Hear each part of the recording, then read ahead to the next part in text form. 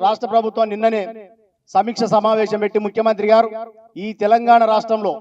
42% రిజర్వేషన్లు అమలు చేస్తామని చెప్పి స్పష్టంగా ముఖ్యమంత్రి గారు చెప్పారు. దానికి సంబంధించిన రోడ్ మ్యాప్ ఏమైతున్నదో మిగతా కులగణన చేస్తాం, ఎక్కడైతే మిస్ అయ్యారో వాళ్ళందరూ కూడా మళ్ళీ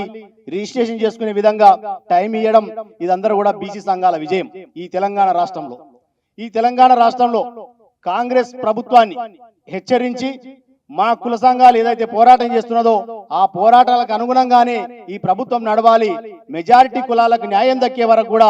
మరి రాష్ట్ర ప్రభుత్వం మీద తాడో పేడో తేల్చుకుంటామనే ఉద్దేశంతోన పోరాటం మొదలు పెడితే ఈరోజు రాష్ట్ర ప్రభుత్వం దిగి వచ్చి ఈ పోరాటం చేసినటువంటి నాయకులందరూ కూడా ఈ రోజు రాష్ట్ర ప్రభుత్వం మీద ఏమంటున్నారు, మేమైతే కోరుకున్నామో మీరు ఇచ్చేటటువంటి హామీ ఏముందో ఆ హామీని విజయ తీరాలకు తీర్చే విధంగా కూడా రాష్ట్ర ప్రభుత్వం వెన్నట్టు ఉండాలి. దాన్ని కాపలగా మేమందరం కూడా ఈ రోజు బీసీ సంఘాలుగా పోరాటంలో ముందుంటాం, విజయం సాధించడంలో ముందుంటామని చెప్పి మరి అనేకమైన పోరాటాలు చేసి విజయం సాధించినటువంటి పెద్దలందరికీ కూడా ప్రత్యేకంగా ధన్యవాదాలు తెలియజేస్తూ